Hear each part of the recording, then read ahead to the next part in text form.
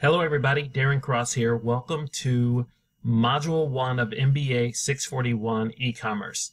In Module 1, we're covering chapters 1 through 3, and this is basically the setup for the rest of the course. And so let's talk a few minutes about what's really going on over the course of the next 8 weeks and how these first 3 chapters relate to it. So as you know, if you've seen the template video and the assignment videos already, you know that we're going to be completing this major project that's comprised of several little pieces, and the book kind of guides you along the way. We're basically going to take the concept of marketing, which is what this class really is. It says e-commerce, but this is really an e-marketing class. So it's basically taking everything that you've learned about marketing itself. So if you've taken customers and competitive advantage, or in your undergrad if you've taken marketing before, this is taking all of that stuff and overlaying it on top of the technology that we take advantage of today. And so in chapter 1, it's called Past, Present, and Future. And what it really talks about is the concept of marketing as we've known it and how it's kind of evolved. And then where we are now with technology and the things that people demand and what we're able to do. And then it even goes into the types of things that are that we're expecting as we move along here. So one of the things that I noted as I was going through this more recently is this book is a couple of years old.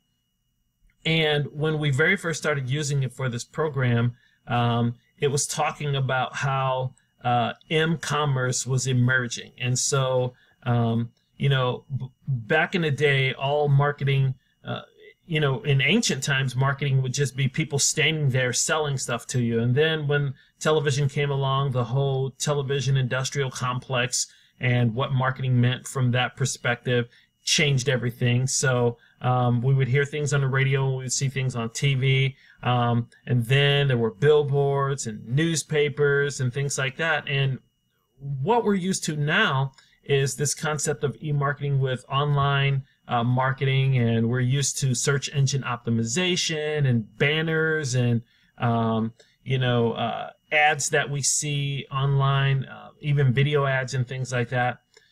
And that really is what e-marketing is. And then we move to what you'll see when you read the book is we're moving to this thing called m-marketing or m-commerce, which is completely different.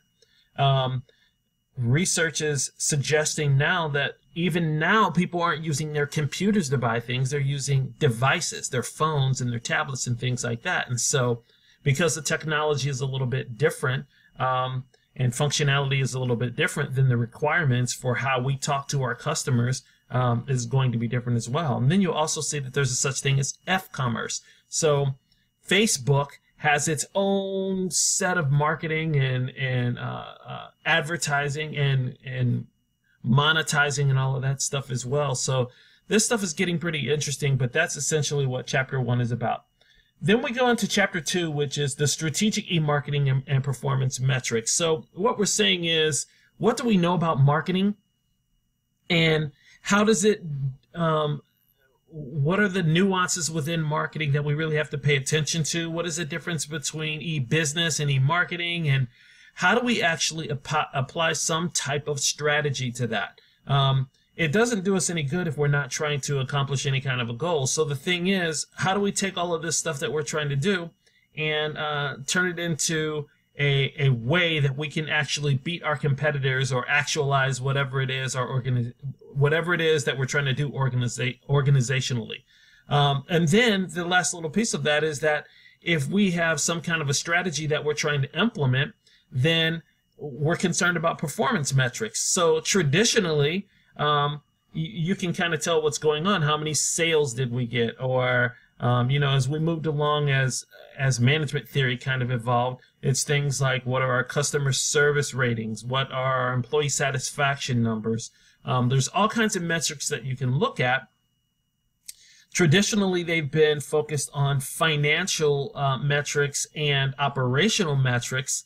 But more recently, what you'll see is that we're also concerned about the metrics within marketing itself. So where we used to be concerned about maybe internal rate of return or return on our investment, now we're concerned about things like impressions or click-throughs or, you know, favorability ratings or things like that. And so if we are setting these strategic goals and we're trying to achieve things strategically, then one of the things that we also have to take into consideration is how to know whether or not we're actually achieving our goals. And we do that by looking at metrics and control mechanisms and things like that. So take a look at that in chapter 2, and you'll learn some new language, and we're going to actually apply it in the discussion boards and your paper as well.